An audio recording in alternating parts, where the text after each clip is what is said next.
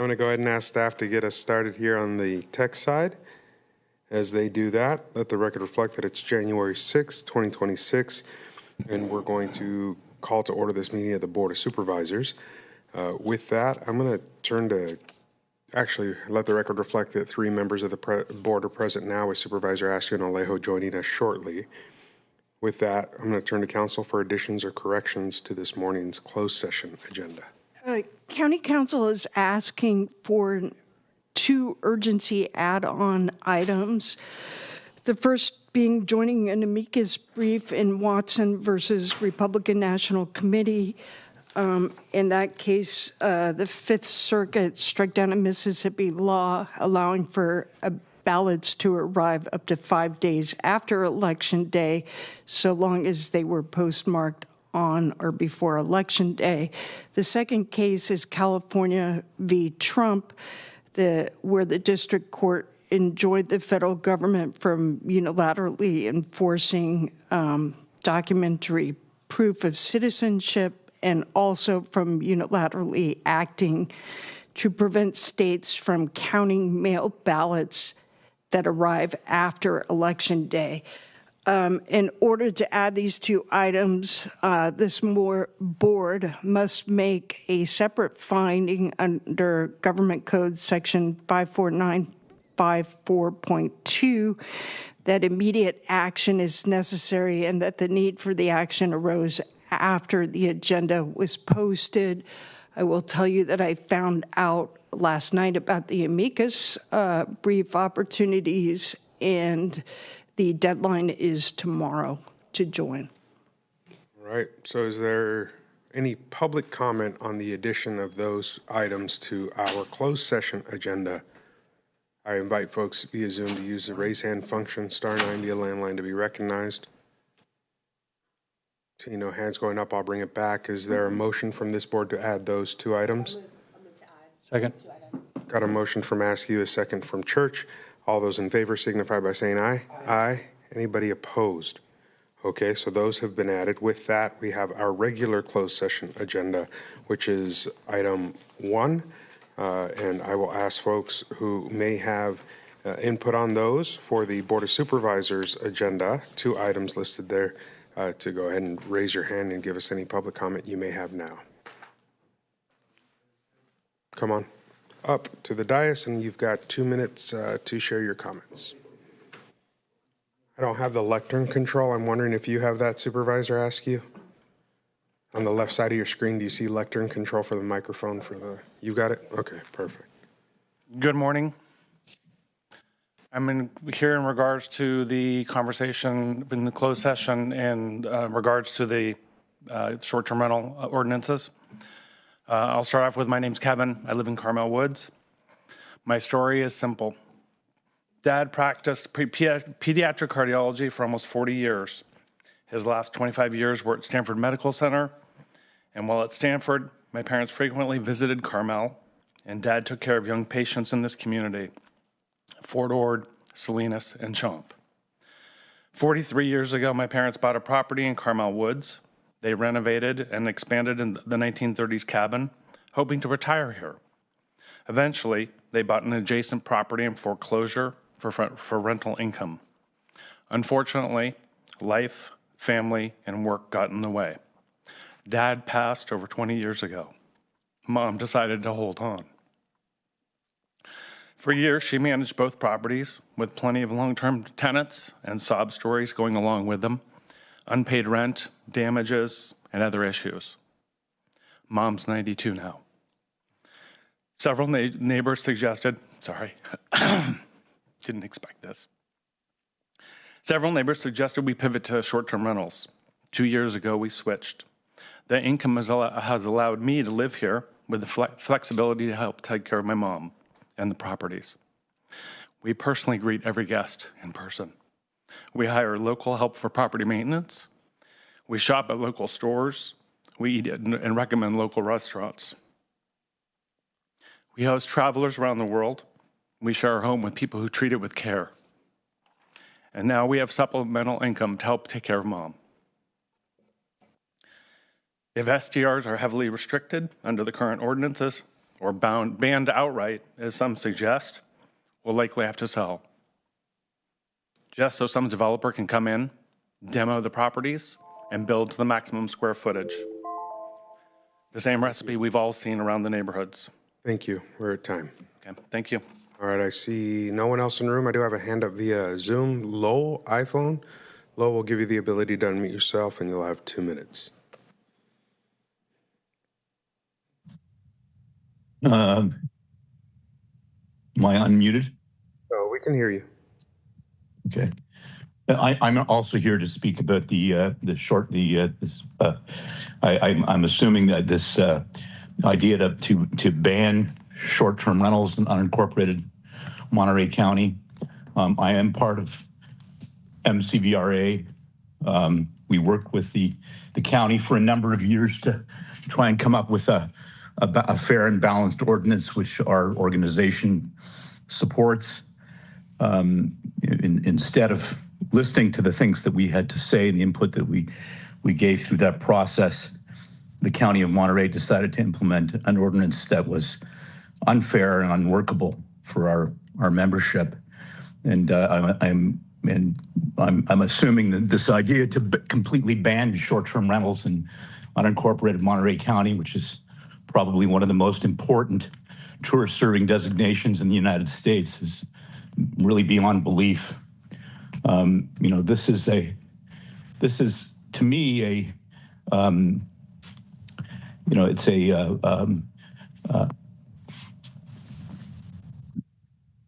the motivation behind this is bizarre.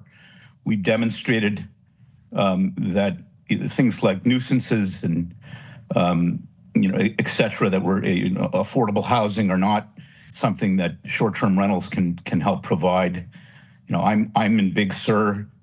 I think that there's probably 2 short-term rentals that operate in Big Sur now. Yet I'm sure you're going to hear from lots of people in Big Sur and talking about how short-term rentals are the bane of their existence.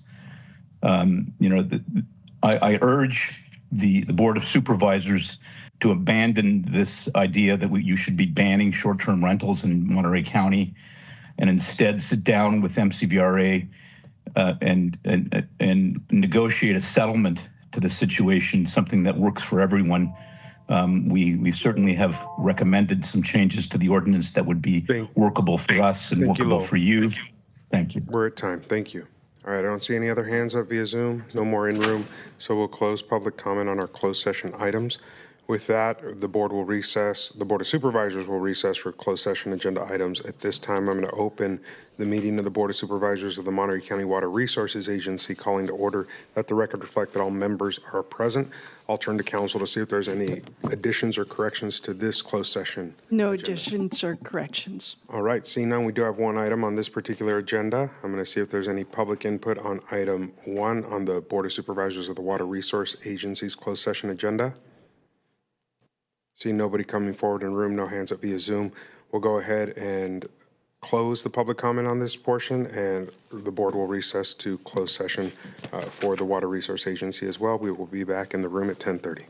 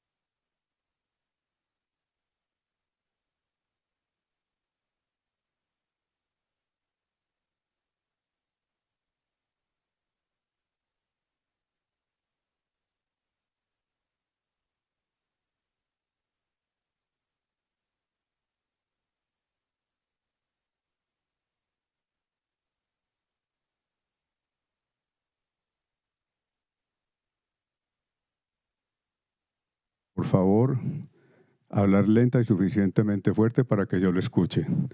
Favor, hacer una pausa al final de sus oraciones para asegurarse de que tengo la oportunidad de interpretarle. Muchas gracias. Gracias, Diego. And so with that, I'm just going to note, I see some placards in the crowd. We do have a county code that does not allow for placards to be held up in chambers. So I see a lot of them. If you do me the favor, just put them down. You can use them outside anywhere else on the campus, but that is a code that we equally enforce throughout. So just want to make sure folks are aware of that. Again, placards can be in room, but have to be down. Thank you so much. There are folks here. I've got a note up here for the short-term rental item. That is not until the afternoon. I do have a note here saying that some folks may wish to try to speak earlier, but I'm going to leave that to our incoming chair to make that call, given that she'll be in control at the time of the meeting. So with that, I'm going to proceed with our Marina High School Color Guard, which consists of members Asher Sherwood, John Hitchcock, Bryn Duenas, and Maria Carney, who is their advisor at MPUSD. We're going to ask them to go ahead and present our colors. If you would rise and join me.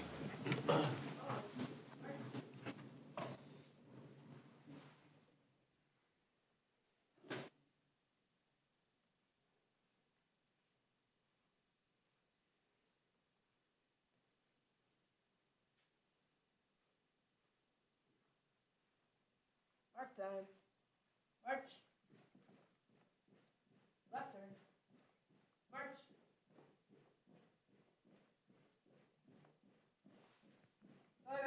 Oh.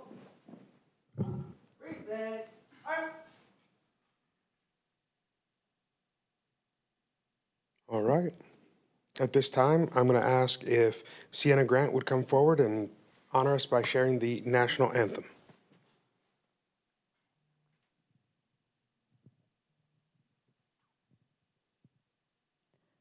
Oh, say, can you see by the dawn's early light what so proudly we held at the twilight's last gleaming, whose broad stripes and bright stars through the perilous fight, oh, the ramparts we watched were so gallantly streaming, and the rockets spread glare, the bombs bursting in air, gave proof through the night that our flag was still there.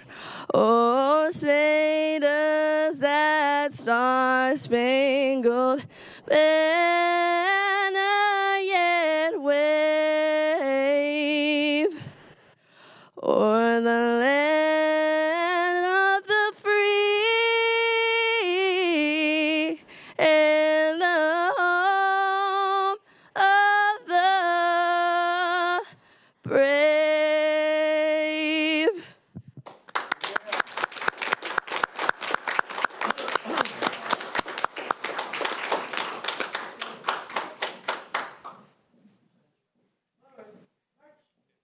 Supervisor Askey, would you mind leading us in the pledge this morning?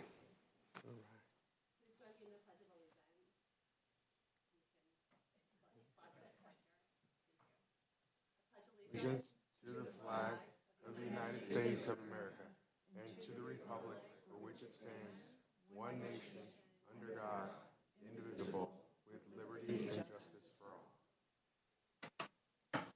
All right, Supervisor Askey, would you like to make a few comments? I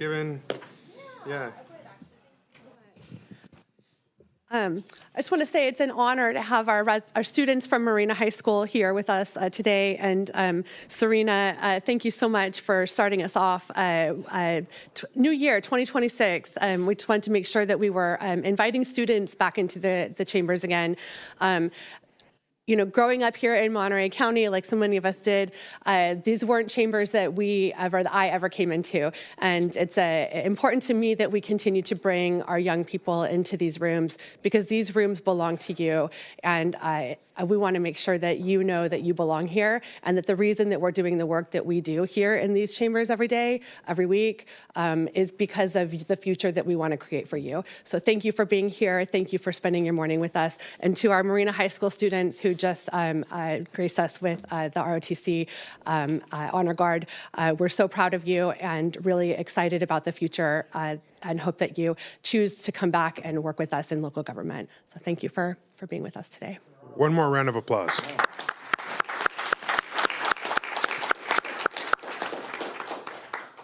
All right, we're going to jump into a quick matter of business here, which is just to make an addition to this morning's agenda, which is an emergency add-on to approve the consent agenda item number 37.1, resolution 26-005. I'm going to turn to council to introduce the item and then possibly to Kelsey Scanlon, who's available via Zoom. The Department of Emergency Management is asking this board to place on today's agenda the ratification of the 2025 Winter Storm Emergency Proclamation. In order to do this, this board must make a separate finding under Government Code Section 54954.2 that immediate action is necessary and that the need for the action arose after the agenda was posted. And this relates to the Christmas storms that with the wind and flooding, and those arose after this agenda was posted. All right, so with that, we'll see if there's any additional information from Kelsey Scanlon. No additional information for me at this time. Thank you very much. Right, so I'll take public comment on the action of adding this item to our agenda. Is there any public input on adding this item to our agenda this morning? Seeing nobody coming forward in room, no hands up via Zoom, I'll go ahead and bring it back to the board. I need a 4/5 vote on this. Is there a motion to approve? I'm going to take the motion from Massey, the second from Alejo. All those in favor signify by saying aye. Aye. Aye. Anybody opposed?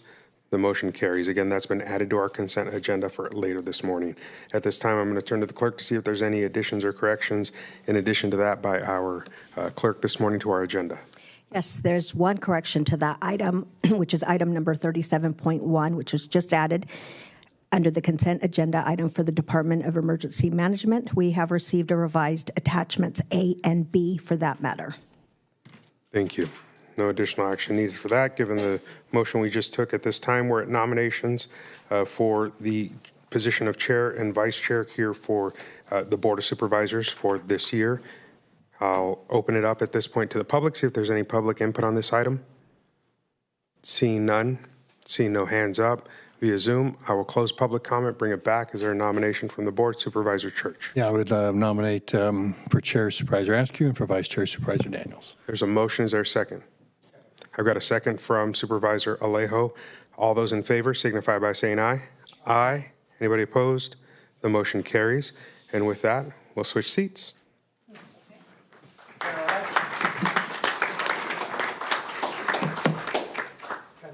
Transition of power.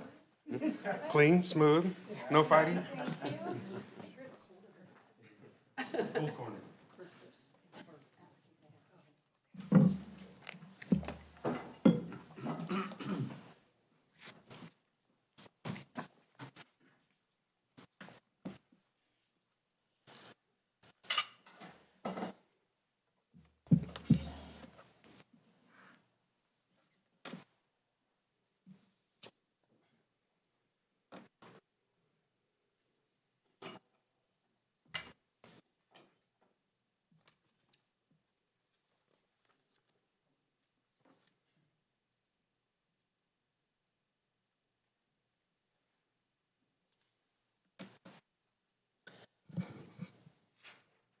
All right.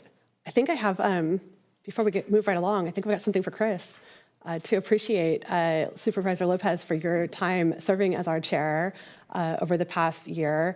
It's been an honor, really, truly serving with you, Chris, going back quite a few years to the period of time where we served as staffers together. And I think that I oftentimes reflect on that period of time and really growing up with you in so many ways, with so many of our county colleagues here in the county. But it gives us this unique experience and this unique opportunity to see the county from a unique number of perspectives. But I see your leadership in a way that is so unique and so special, and the way that you're able to manage our board meetings and sometimes really challenging spaces with grace and calm and keep us focused on sort of the big picture and bring everyone together is really, really quite inspirational. And I continue to watch you and go, wow. So it's been an honor to have you as our chair, and if you wouldn't mind coming over, I've got a plaque on behalf of the board to share with you, honoring Chris Lopez in appreciation of your term as our Monterey County Board of Supervisors Chair, 2025. And I'll pass that to you. And give you a hug.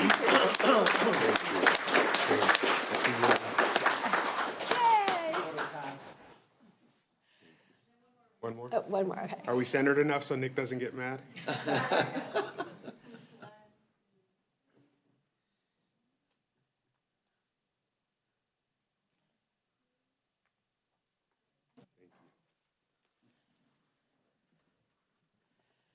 And then I'm not sure if it's on our chair's agenda here, but I did want to see if my colleagues had any other comments for our outgoing chair before we move on. Yeah, please, go ahead. Well, I just wanted to share some words about our colleague, Chris Lopez. I want to thank him for his year of great leadership, not only for his district, which has a lot of needs, but for all of Monterey County. And I just wanted to comment that for me, one of the greatest signs of good leadership is looking out for those least among us. And in Chris's district, there's a lot of disadvantaged communities, families that were really struggling. And throughout this year, it was clear you put them on the forefront at all times. But countywide and statewide, Chris really has played a bigger role, right? Representing not only our county on the statewide platform, but also using his talents to finish his last year as past president of the Rural County Representatives Association, RCRC, and joining a very important role as a new coastal commissioner, which most people don't realize that when Chris leaves these meetings, he's sometimes, at least once a month, he spends 3 other days traveling somewhere in rural California, many hours from his district, just to serve in that role, representing not only our county, but the Monterey Bay on Coastal Commission matters. That's 3 days, long meetings, and that doesn't even mention the prep, all the reading you got to do even before you get to the meeting to make sure you're making the best informed decisions. So I just wanted to recognize that because the public doesn't always see that. And I just wanted to thank you for running good meetings. We dealt with some controversial issues over the last year. More to come as our new chair is coming in, but I just wanted to just say thank you for that hard work over the last year, and running good meetings is very much appreciated. Thank you. And I will chime in. And I wasn't here, but I think you also were the chair in the COVID year. And so it's been a similar type of challenge. And being a new person, being able to join the board and have you as chair really helped facilitate the ease with which I think I was able to join the Board of Supervisors and make my way around this dais. But I also want to comment, Chris, that you are a very unique individual, and a very the way in which you lead, and as a result the respect that you have from so many people in your district and around the county is evidence of the type of person that you are, and it also means, I think, that you are going to be very effective. You already are today, but in whatever it is you set forth to do. And so, it's to have you as a colleague means that together we're going to be able to accomplish a lot of things. And it's just something that I very much appreciate, and very much appreciate you. And you made this as chair, as I said, an easier transition than it could have been, and I appreciate that. And we're all stronger for your leadership. So thank you and everything you do. So, yeah, I also want express gratitude for well-run meetings. Until your chair, which I was the previous year to you, you really don't know everything that you're juggling. I mean, it's a totally different situation when you're up here because you've got to look out for public comment. You got to look up things that are changing on the agenda. You got to be looking for your engage, where your colleagues want to say things. It's a real challenge. But what Supervisor Alejo made some reference to this, but you're also engaged in a lot of state things and rural counties, and I don't know how you juggle all that as a chair. I'm glad I didn't have that to worry about that. I just had to worry about Monterey County. I didn't have to worry about running up and down the state. And so this is, it's a job well done, a difficult job to do. And, and just to look back just briefly on the process that we have here is that it rotates every year. And everybody brings a different perspective. You bring a different perspective. Supervisor Ash will bring a different perspective. And each of us bring in a different perspective. And it's it rotates. It allows that sharing, involvement from all areas of the counties to really have a leadership role. And it hasn't always been that way, but it's been that way for a long time. And it works. So thank you. Madam Chair, thank you for letting me jump in. I just want to thank everyone there was reference here to a lot of the work I get to do on behalf of our communities, and it's a privilege. It really is to lead. It's not something I take lightly, and it's a lot of work, and to be able to do that takes the support of my colleagues. I want to thank them for giving me the honor of being the chair this last year, and also for giving me a year to try without COVID, because COVID was wild. Remember, we all think of Zoom now and we're all used to it, but back then nobody had heard of it, and all of a sudden we had to learn to do that at once. But this year was a lot easier compared to that, compared to the struggles and the strain and the issues we dealt with in 2020. But big picture, we were able to make significant progress for all of our communities and begin the process of airing critical issues. And so as we move forward, I recognize that it's not work I do alone. I know I've thanked my colleagues. I want to thank my wife and my kids who sacrifice a lot of time with me as I do the work on behalf of those communities that Supervisor Alejo mentioned that don't often get seen or heard in the process. It's a big sacrifice for her and my children of that time, and also for my staff. I have 3 incredible people. Priscilla, I still want to call her Barba, but it's Ramos now that she's been married. Monica Hale and Karina Pelayo, who do that work on the back end and allow me to be as productive as I am. It really is a team effort, and nobody works at this sort of thing alone, and to make progress is an honor for all of us. And we speak for communities that are so diverse, and in the capacities that I now get to wear hats, whether it's a supervisor or coastal commissioner, most of leading is learning and listening. And I want to thank you all for continuing to share your voice out there in the public, whether you're an antagonizing voice, an educational voice, all of those matter. They're all part of the process, and we have to remain open to them. And so in continuing to learn, we can continue to lead. And I appreciate you all engaging and being in the room today, online today, and every single day for making sure that I have your perspective, whether it's at a grocery store, at a convenience gas station while I'm filling up, coming over to feeling comfortable sharing. That's how we learn to lead in a more effective way. And I appreciate the opportunity. I appreciated the opportunity to chair this board and look forward to continuing to work with my colleagues to bring good progress. Thank you so much for the opportunity. Thank you, Supervisor Lopez. And I just have a couple comments to make as incoming chair that I'm going to reference some notes to make sure I don't miss anything. And I want to start by thanking my staff who's here with us today. Kamar Davis, who's in the room, who runs our office and who will be the first point of contact for anyone that needs anything from us. Kamar, if you could just say hi. I want to give you some credit for everything that you do. As Chris mentioned, there's so many folks who are behind the scenes making things actually happen. And Kamar, you know that you are truly the one who is holding everything together. And I am forever grateful to you for being who you are and for everything that you do. thank you. And to Yuri, my Chief of Staff in District 4, among all of the other things that you do in your life for our residents in Marina, Seaside, South Salinas, Del Rio Oaks, CSUMB, Sand City, East Garrison, you are there when we need you, and you know how to make magic happen when miracles need to come together. And I couldn't imagine doing this work with anyone other than you. Thank you so much for being who you are and choosing to be a public servant for Monterey County. We're so lucky to have you. I want to also thank Eric Mora, who has moved on from our District 4 office, but has been absolutely critical for the past 4 years as a public servant with the County of Monterey, with a heart of gold. We are just so lucky to have people that choose to work in public service and choose county government. Eric is exactly who that person is, serving with love and with integrity and for all the right reasons. We will miss having Eric in our office every day, but I'm really happy that we have the opportunity to get to know so many amazing, amazing human beings that work in local government. I want to acknowledge my husband, who's here in the room with me today, who really truly is the reason that I can give as much as I do to the county and to my community and to our residents.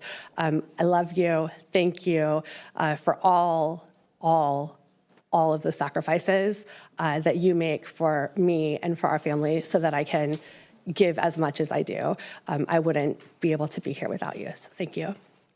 I was preparing for today and I had a little bit of time over the holidays and I was going through my phone. I actually ran out of storage on my phone and had to clear out the pictures on my phone so that I could keep taking pictures.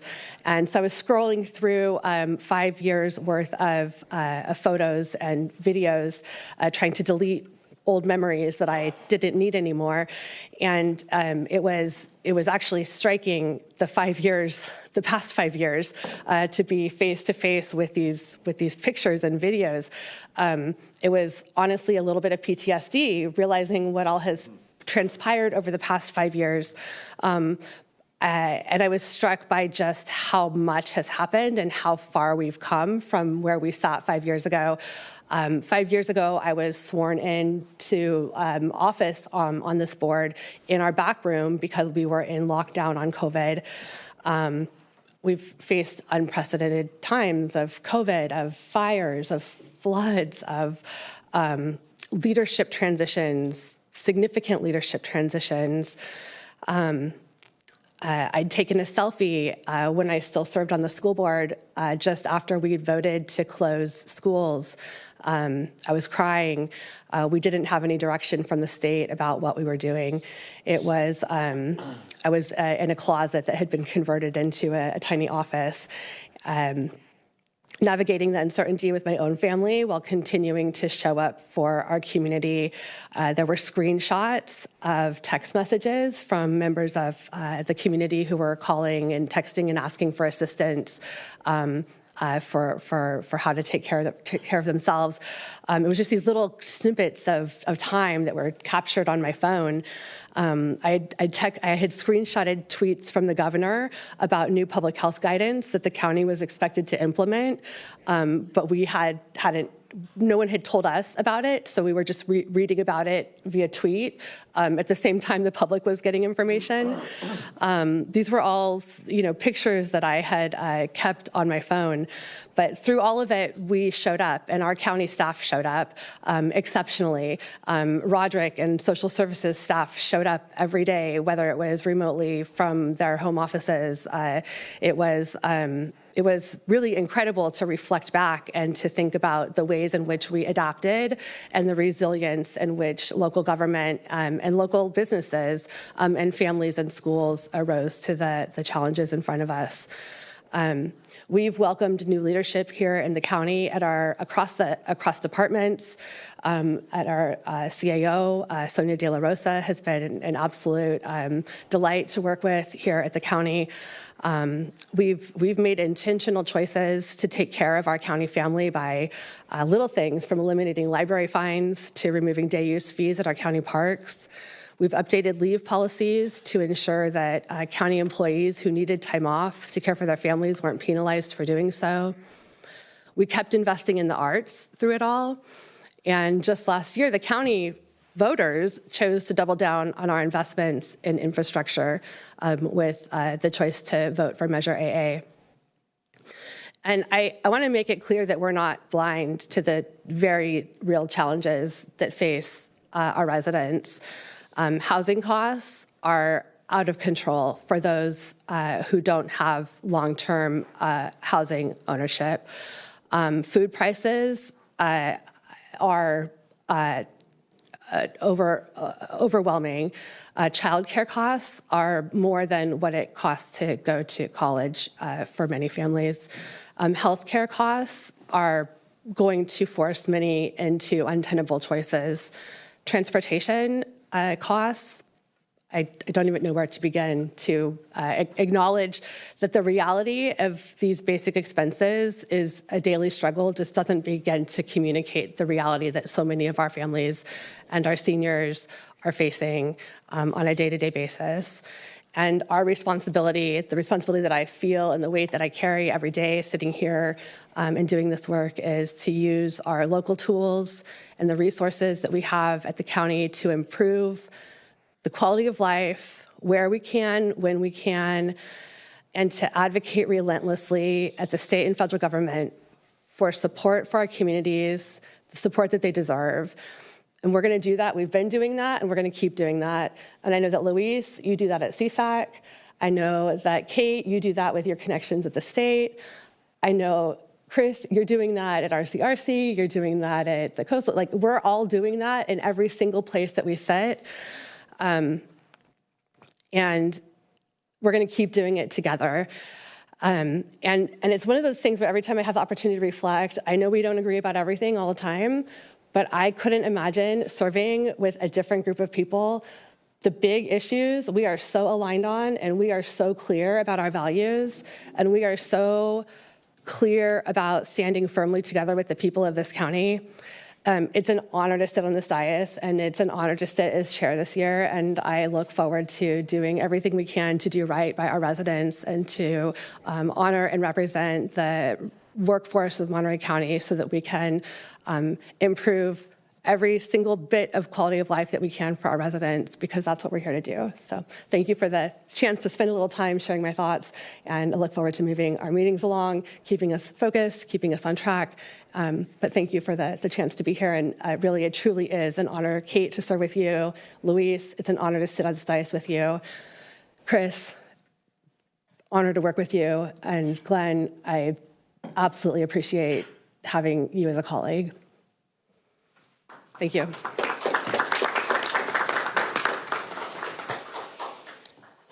Okay, with that, Luis. Yeah, I wanted to share some words, Madam Chair. This January, I'm beginning my 10th year as a county supervisor.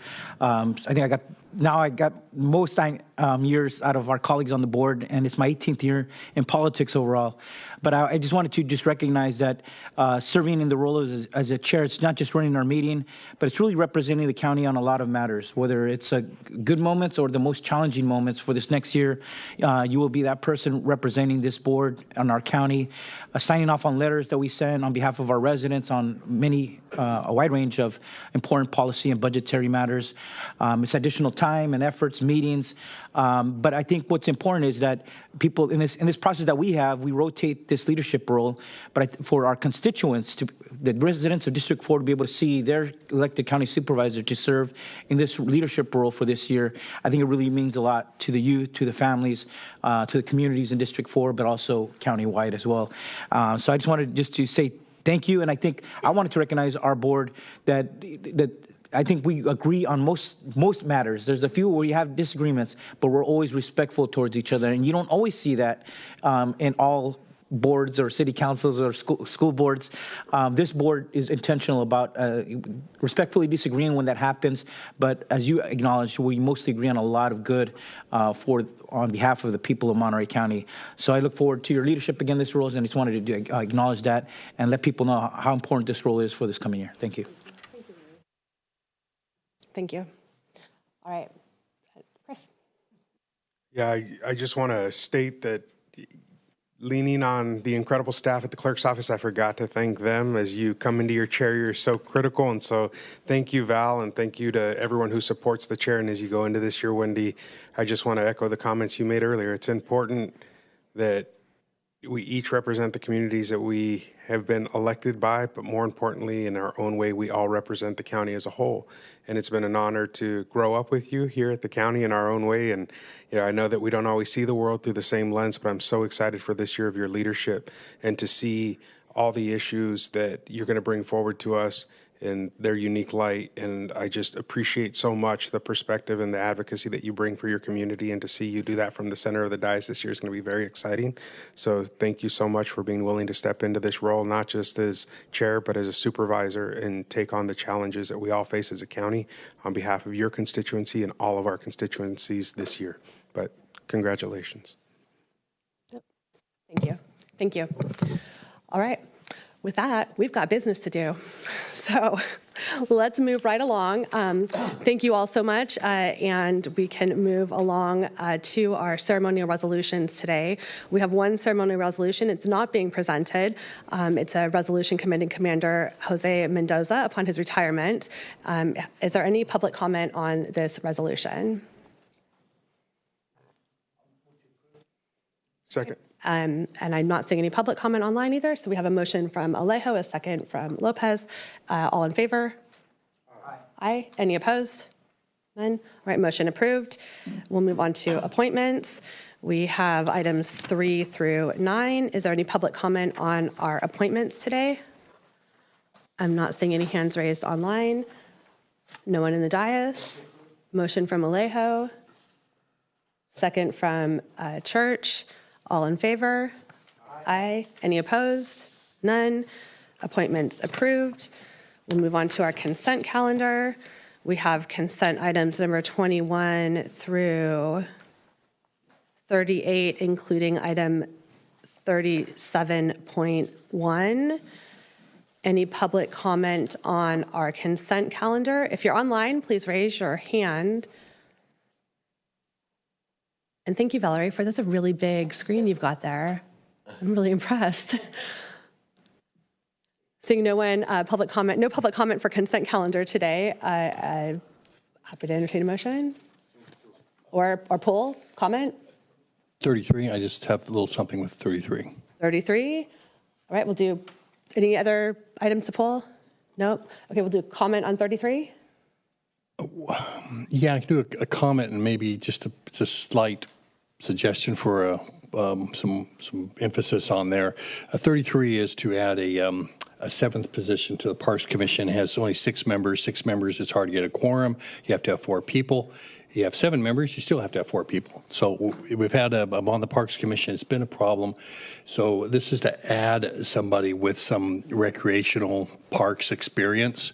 And the only thing I would really like to add to it is just that as we go out seeking people on there, that the preference would actually be for members of the public and not necessarily to pull in parks employees into there or into that way, because we do want as much diversity as possible in opinion on this, since it is an advisory board.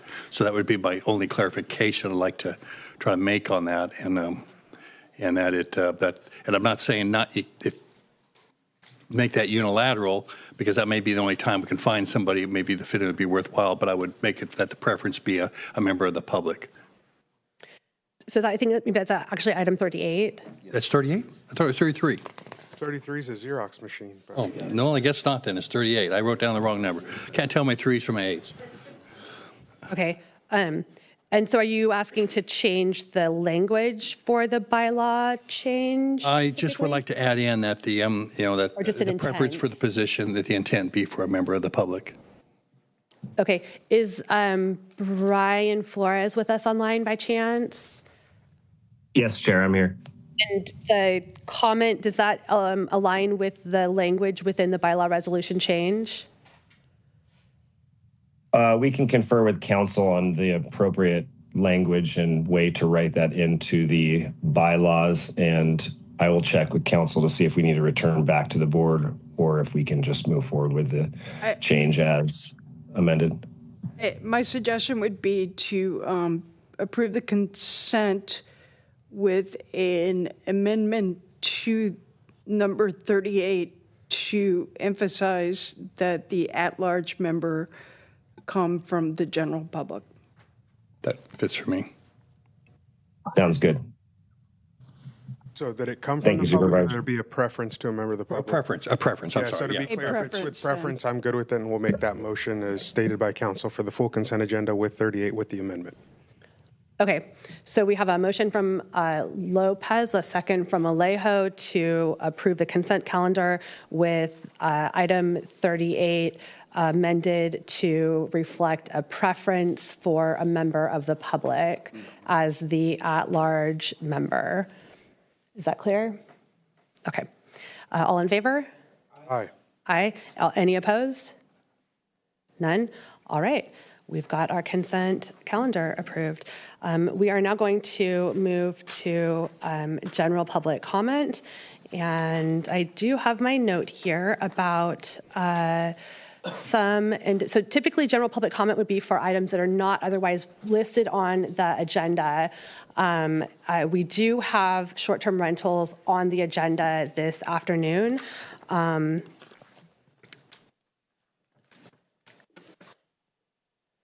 We do have short-term rentals listed on the agenda this afternoon. And so if anyone is planning on speaking on short-term, typically we would say save your comments on short-term rentals for the afternoon so you can hear the presentation and then comment on the issue.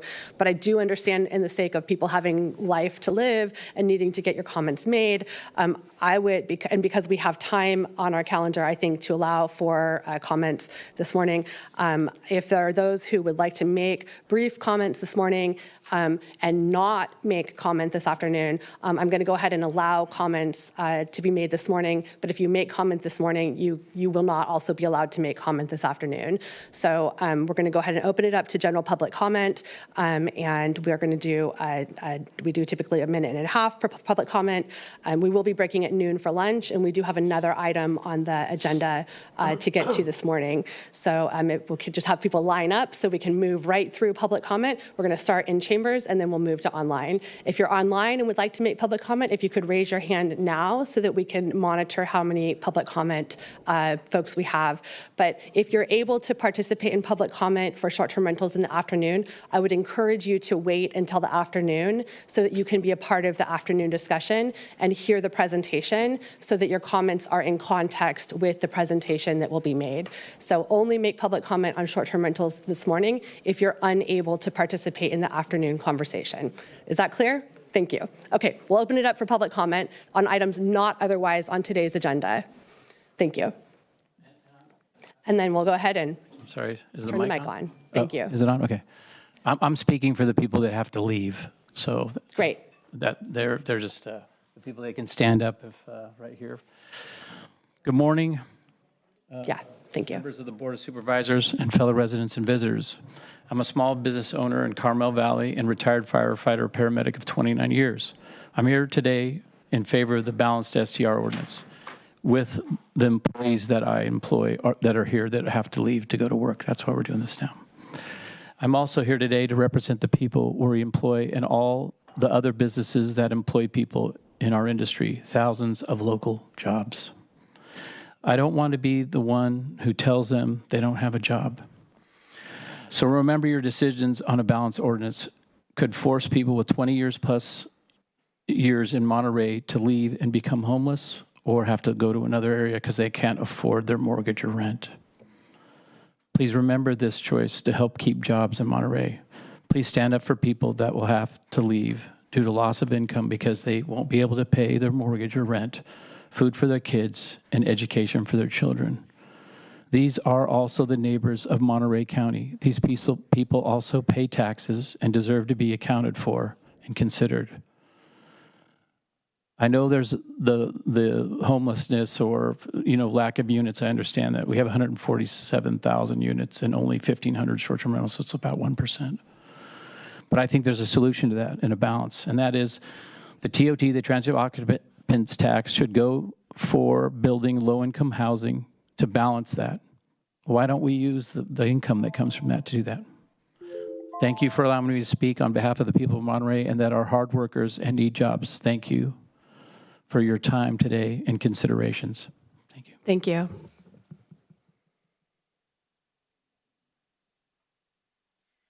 Good morning.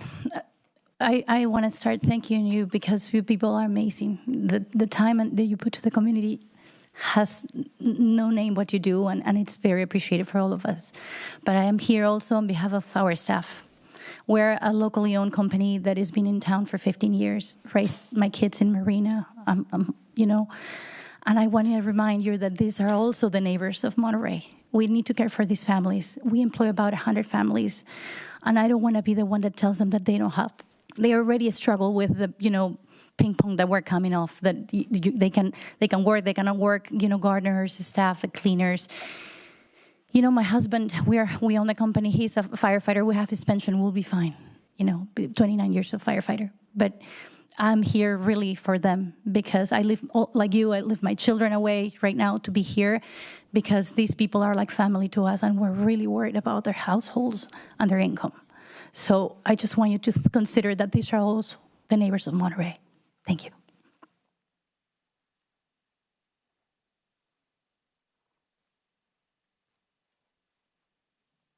Good morning.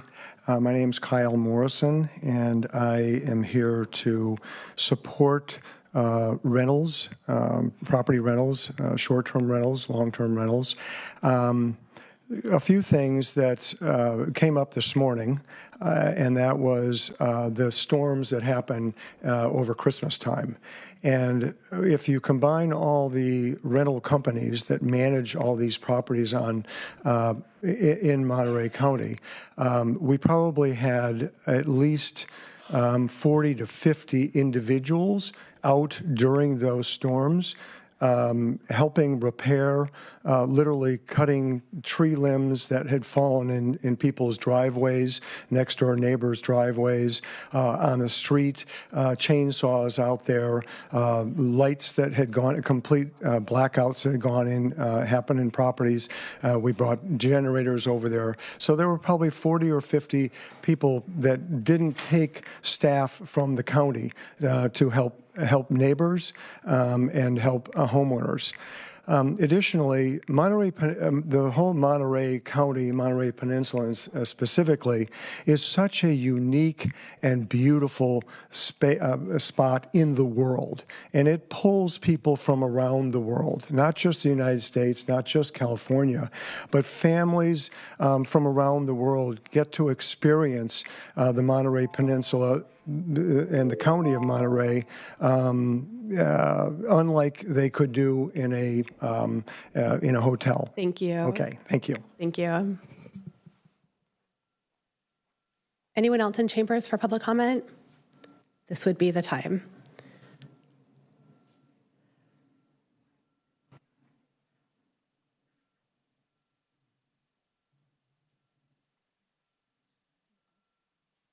I'm Roy Thomas.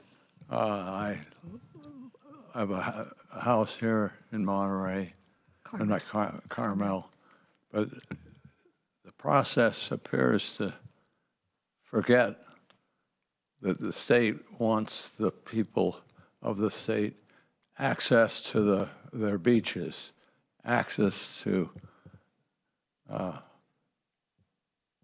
things that you can't get from a hotel or for even a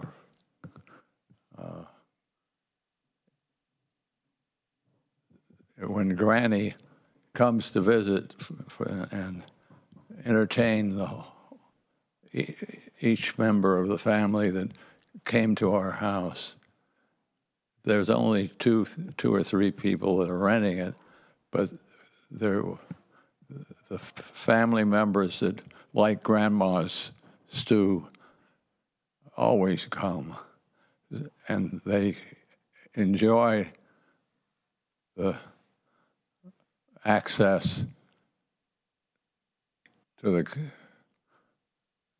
zone. And I don't know, I haven't seen why that hasn't been understood, that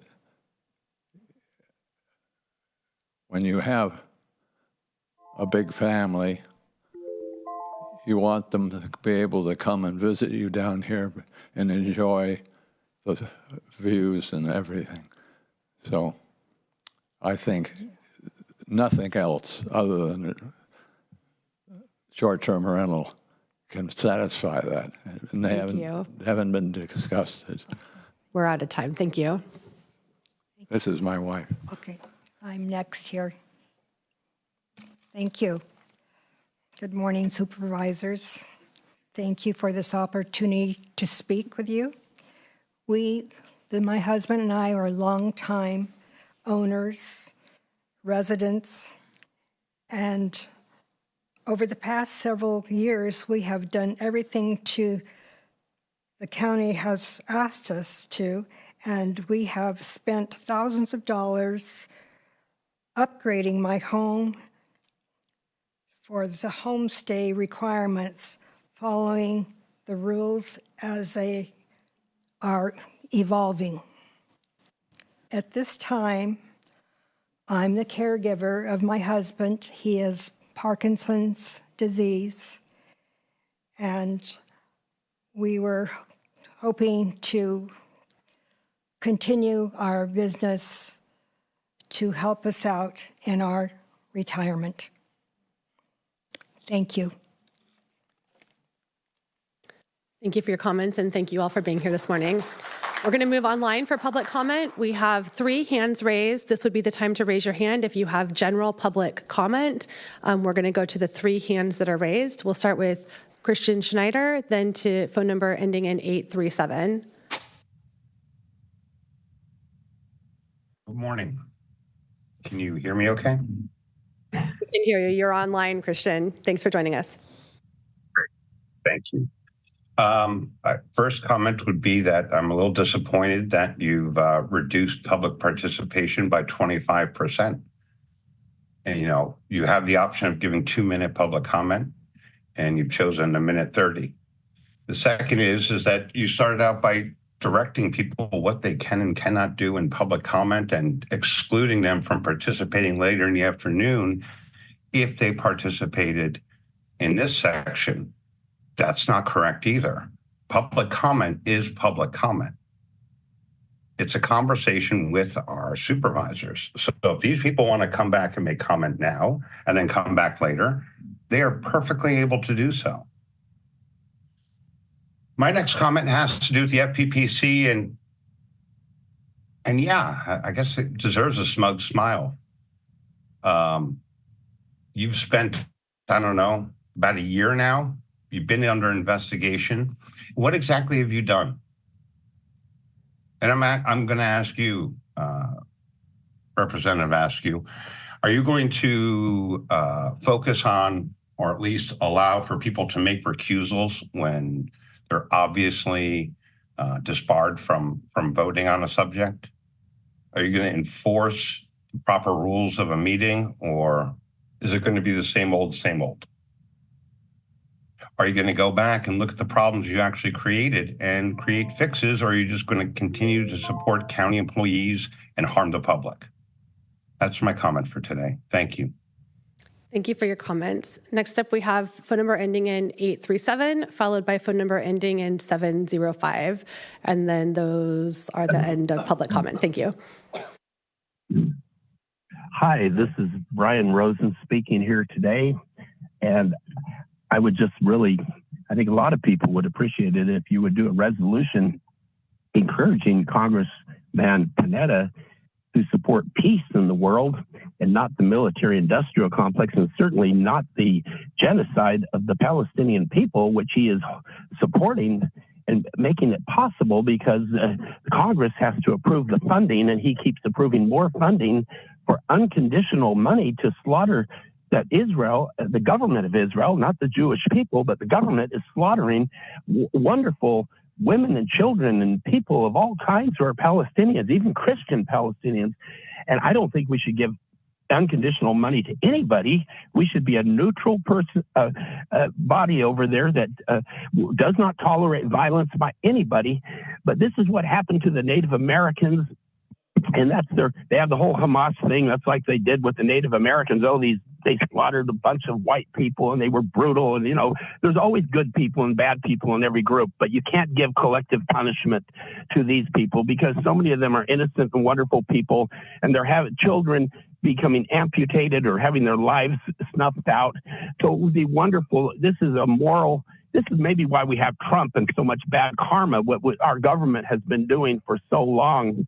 And we've got to start taking care of each other and the animals of this world. We're all in it together. We're all precious. We're all important. And we need your help. We need the help of every local governing body in this country. Thank you. I'm probably out of time. We are out of time. Much. Thank you so much for your comments. We're going to move on to our final public comment hand raised this morning, which is the phone number ending in 705. Yes, good afternoon, Lorna Moffett here. And I'd like you to please propose a resolution for the board to oppose the outer shelf oil and gas exploration proposal. And the deadline for this proposal is January 23rd, and people need to comment, and they need to do it right away. The Monterey Bay is the most important sanctuary in the world because it feeds all the marine life from all over the world. Source Blue Planet Volume 2 once a year. Why? We have the deepest ocean trenches in the world, and a yearly upwelling of phytoplankton attracts all the marine organisms from around the world to feed. This happens once a year, and our tourist and our fishing industries depend on this yearly. One oil spill and our frail sea otter population is finished. If it happens when the world's marine populations are visiting, we wipe out them as well.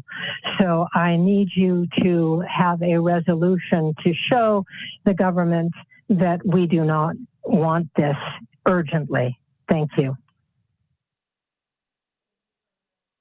All right. Thank you so much for your comment, Lorna. This is I didn't interrupt you, but that item is actually on our agenda later this afternoon, item number 18, and we have already sent a letter to that effect, making comment in opposition to the proposal.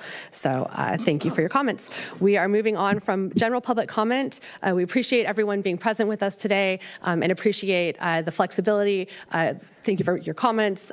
We don't typically allow comments on items that are otherwise on the agenda, but we wanted to make sure that we were allowing the maximum extent of engagement in our process. So thank you for engaging and thank you for being here today. We're moving on to our first scheduled item of the day. This is to consider the recommendations from the Standing Committee appointment process ad hoc related to the rotation process and providing direction to staff.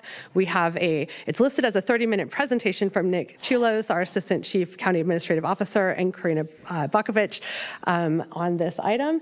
But we want to make sure we're prepared to break for lunch at noon, so we can continue on with the rest of the day. So I'm going to pass it over to you, Nick, and we'll Madam Chair, allow time for discussion. Thank you, Madam Chair. This will be a very brief presentation. Karina will present this item. She and I have been working along with the CAO De La Rosa with the ad hoc committee of the board on this matter. So, Karina, I'll turn it over to you.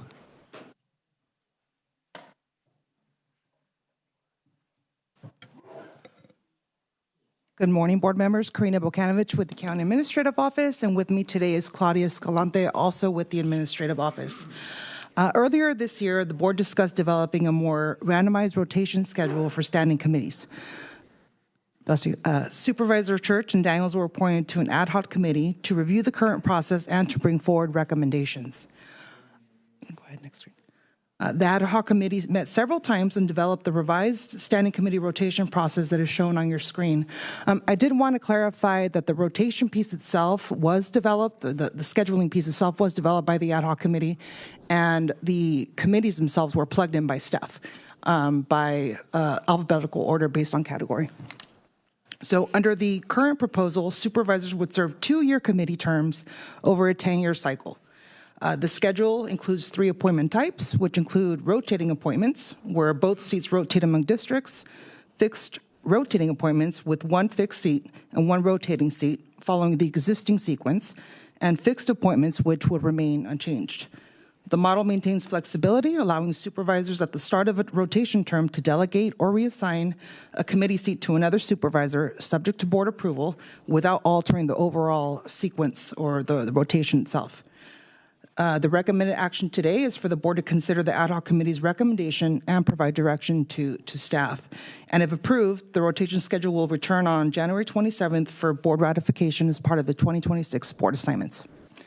On the next slide, just for your reference, is the current rotation schedule for your viewing. And next slide.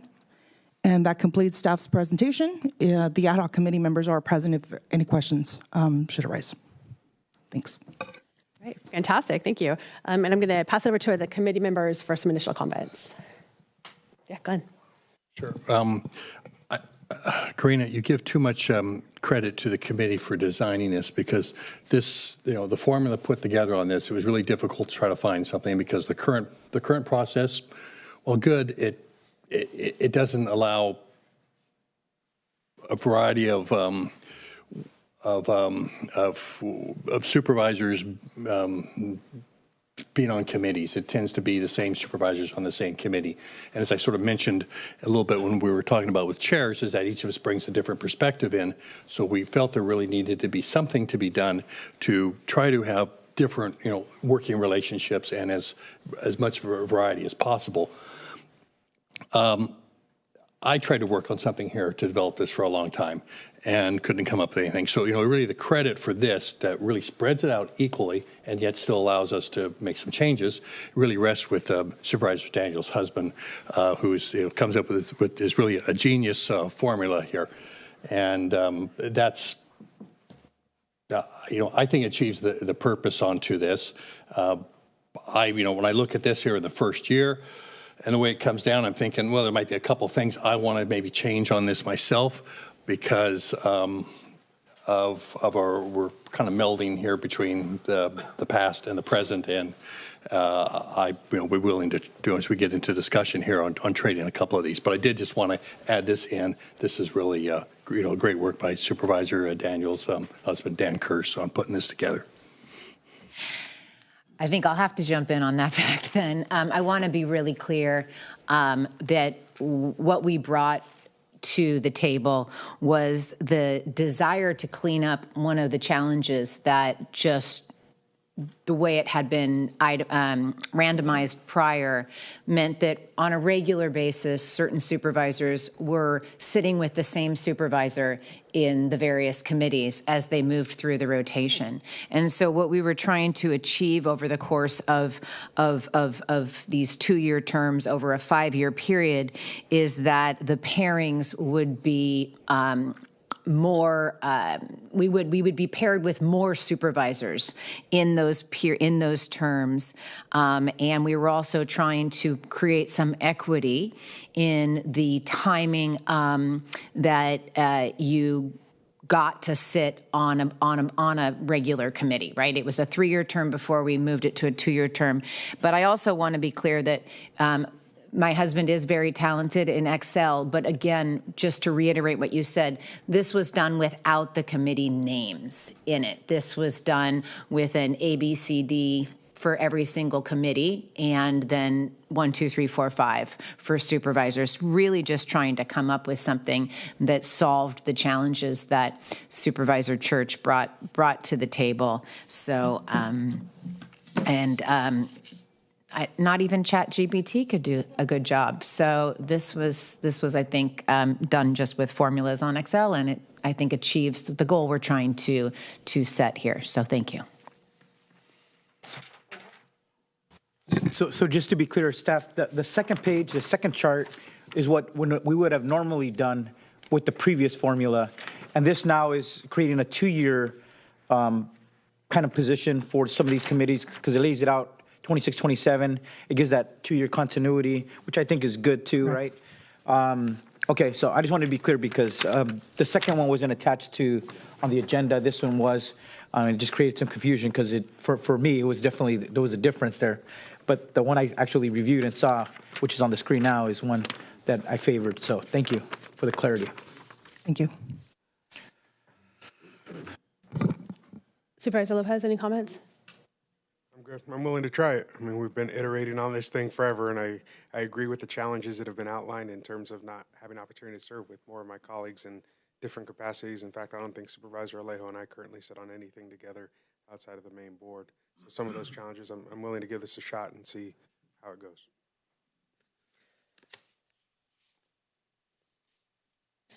All right, so I guess I super agree with the 2-year, 10-year cycle. I think it solves a lot of the bigger issues. I think that the move to segmenting by the committee types of the rotating appointments, the fixed rotating appointments, and the fixed appointments starts to make it really clear that there's some differentiation. But when I looked at it, there were a couple pieces that sort of jumped out to me that the starting rotation I think doesn't necessarily take into account some of the historical, where we've been working on issues. We've got some historical. Sorry, if you go back to the previous. And I'll just give an example. On the budget committee, Chris and I this last year started looking at how do we revise the bylaws and try to start making sure that we're putting some new procedures in place. Health and Human Services, the 4-H committee, Luis and I had started working on reviewing each of the different departments that report to the 4-H committee so that we can start understanding some of the specifics, issues that are coming forward. And so I think allowing for there to be some continuity in the existing committees would be helpful. And I'm not sure that the initiating year allows for one of the 2 board members who's currently serving to continue serving so that we have that continuity in place. I think that doing the formulary in some way to allow for that would have been helpful. And then the other thing that, and maybe we address that through the trading back and forth kind of situation. But I think the other thing that jumped out at me immediately was we've historically, and I don't know if it's just been by way of how we've had committees set up, but we've typically not had the same 2 supervisors sitting on budget committee as we've had on capital improvement committee. And I think this new,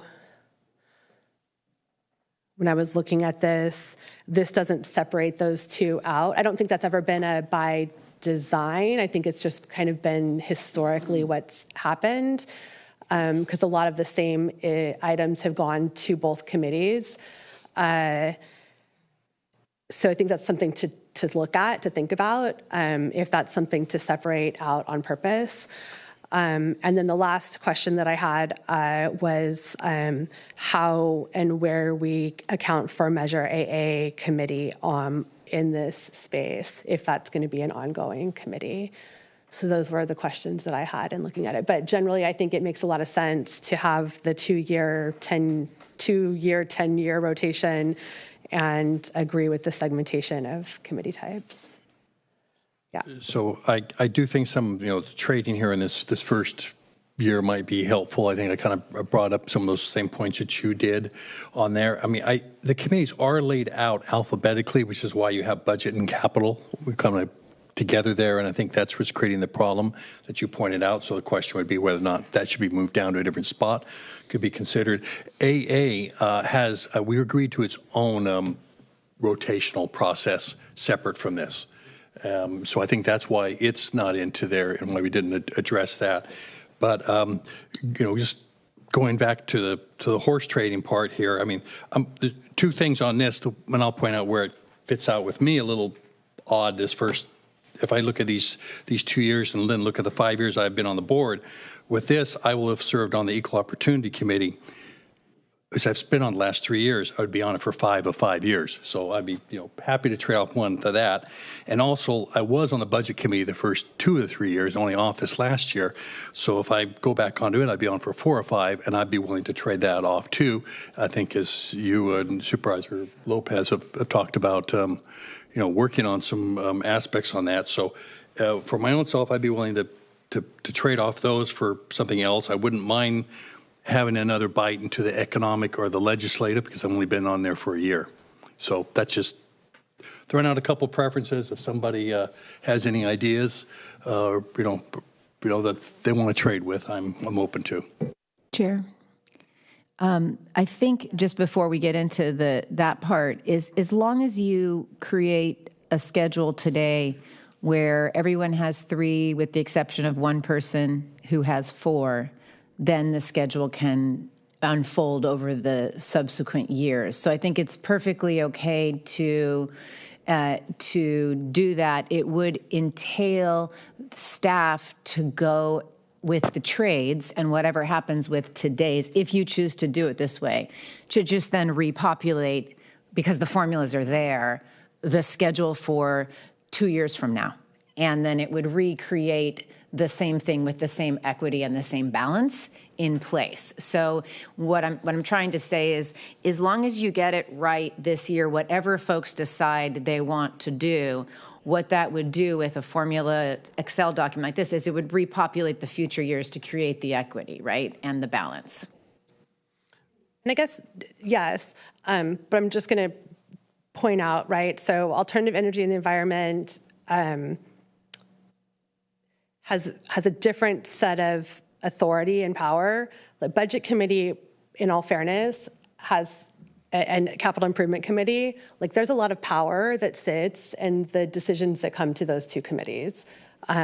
Historically, there's been a lot of decisions and a lot of choices that come through those committees. Those committees know where the money is, and they get to decide recommendations about how money is spent, and what projects get prioritized, and where funding goes to fund projects and needs in our county. Equal Opportunity Committee meets twice a year and gets updates on issues. Human Resources Committee, I don't think met last year. No, we met. Maybe met a few times. So there's differences in the committees. So it's the number of committees, but I also think it's important to recognize that we balance the type of assignments that are being made. And whether we do that as a fairness and a balance it ourselves, totally. That hasn't happened always on the board. So that's where the assignment balancing had come into place before. So as long as we can commit to that here, I think we're good. If we do that here, what I'm trying to say is what we had before that I saw just coming on was a situation where someone may never sit on the Budget Committee in their entire term. And they'd have to get, reelected and be in their second term to get to be on the Budget Committee, because it was a 3-year, if that happened. So I think we're on the same page, and I'm not opposed to anybody changing it, make it equal, and then all I'm saying is play the formula out for the next remainder of years and see how it looks to you. Yeah, Madam Chair, I understand the board's discussion. I think what we as a staff would appreciate is either really clear direction from the board about how you want to change the way the committees are actually assigned, or potentially continue this matter, refer it back to the ad hoc committee, and if we can pull this off in terms of timing, bring it back next Tuesday for presentation to the board, or on the 27th perhaps, when this was going to come back to the board for final approval. I think we would really want the board's hand in deciding where those assignments go. Okay? If I could make a suggestion, I think I'm super comfortable with the process. And the one change that I would love to see would be to have the Budget and Capital Improvement Committees designed so that we don't have the same 2 supervisors sitting on, so that those are split, so that it's somehow designed so that you have 2 supervisors two different supervisors sitting on budget than sitting on capital improvement, so that at least that authority is divided amongst the board. And then if we want to trade, you trade that out, however we want to trade that out, but that at least in the formulary, it divides that in a way that allows for cycling. Do you want to make, is that a suggestion for staff to do that, or you want to come back to the ad hoc committee in the next day or two, and then we try to get it ready for next week? I would just ask that staff do the formulary in that way and bring us back a formula to approve, and then we can approve it. Is there a way to set it up that way? You know, I could see on capital improvement, maybe you and I switch instead of you take capital improvement 26, 27, and I could swap in your spot on 28, 29. Could you throw it up on the screen? Can we? If that would address it. We've got a couple of minutes. It would. So, Supervisor, if I could ask a question. So the way it's shown right now on the current proposal, Capital Improvement Committee, it's where District 1 is shown there. You would suggest District 4? Yes, and then okay. in the next, the 28, 29 column, I would take District 4, District 1 would take District 4 spot. I see, okay. Yes, staff understands that, if that's what the board's will is. 1, 5, 2, 4, 1, 2, 4, 3. I think that works. Does that solve it? Does that keep the numbers equivalent in the right ways, the totals equivalent? Yeah, as close as we're going to get. The only other suggestion that I could think of would be to leave the district numbers the way they are and just literally move capital improvement, for example, and maybe just hypothetically swap out the capital improvement committee with the health, homelessness, and human services committee. Literally change those two committee assignments the way they're shown, and then leave the district allocations the way they are. That's the other way you could do this. I think if what I propose, if that resolves it, it's up to the board. I think we could move forward today. Board direction. And I think for clarity, we would need a motion so we can have it on the record. Okay, I move to approve the proposed schedule with the amendment of having District 4 serve on the Capital Improvement Committee for 26-27, and District 1 serve on that committee for 28-29. If I may comment, I just don't know that we've had the opportunity to offer any other changes, so I wouldn't want to approve the whole thing. Okay. Super supportive of that. I didn't hear any other proposed changes, so I can support that, and then see if there's any other amendments. There you go. Friendly there amendments. You go. We'll add other amendments. I would just like to ask. I had 1 year to be on the cannabis committee, and one of my observations, and this would be even if this request is not granted, is outside observer coming to see that budget for this industry that is at a crossroads. Clearly, I feel like I was just starting to get get an understanding of not only where we are, but having some ideas about where we need to go. And so I would like to stay on the cannabis committee if possible. So the recommendation I would ask, if you're interested, Supervisor Alejo, would be just doing swapping the urban county standing committee and the cannabis for 26-27. Well, under the formula that your team devised, it's always going to be that way, except for Supervisor Lopez. It's always going to be 1 year, right? Under this form. No, it should be 2. 2. Oh, okay. I said it 2 years. Yeah. Well, that one I give up one. I don't want to give up another proposed committee. Well, so maybe I think there's two things here. That there's the approval of a new system, and then if we can have the new system agreed to in a way that we all like it, then we can switch, like do swapping back and forth. maybe. I think the formula works. I don't know that you have anybody questioning the formula right now. So and Supervisor Alejo, that's absolutely fine. This was just this is the venue for having this conversation, and will say publicly, I hope you really do take a look at that budget and look at this with a fresh pair of eyes. I don't know if you've had the opportunity to be on that committee, and there's work that needs to be done. And before you we'll go to public comment, yeah. Correct. Okay, and then Glenn, did you have any other changes that you had mentioned that there was things you wanted to look at? I just was, as I said, throwing out there that, I'm willing to swap budget, which is kind of a plum committee, and also equal opportunity if anybody's interested. Otherwise, I'm happy to be on board too.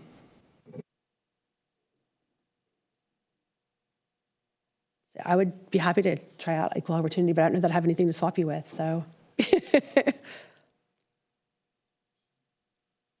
Economic development?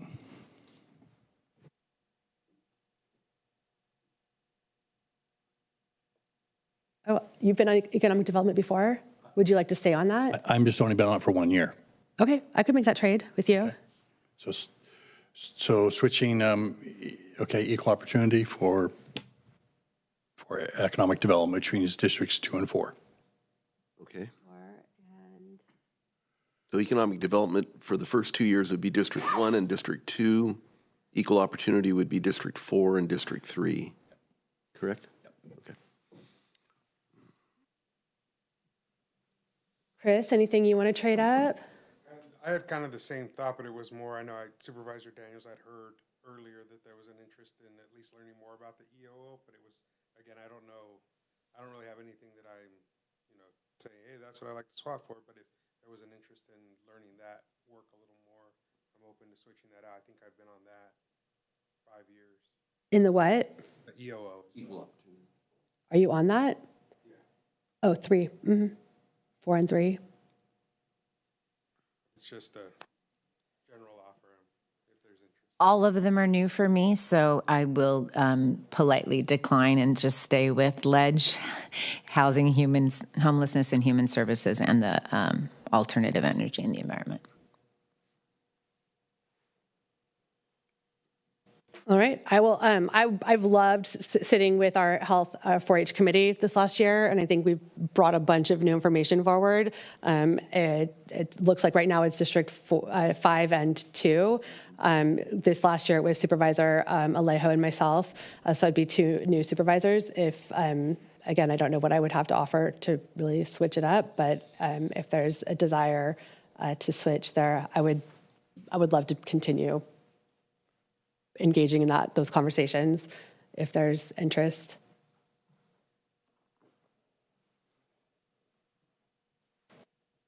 Or not. All right. With that, I think we have a motion from Luis, if that includes all of these additional switches. Yes. Is there a way to live edit on the screen the changes that we're discussing? No? Okay, we have a second from Chris, and all of the changes that we've identified hold. And I'd love to be able to show those. So the changes that I'm identifying here include capital improvement in year 26-27, changing out 1 for 4, and changing out in 28-29 4 for 1. In economic development, 26-27, changing out 4 for 2. And equal opportunity, changing out in year 26-27 2 for 4. Those are the only changes I have noted. Yes. Okay, correct. Is there any public comment on this item? No one's approaching chambers. No one's approaching the dais and chambers. Is there anyone online who has public comment on this item? This is item number 12. I'm not seeing any hands raised. I'll just remind everyone that these are all public committee meetings.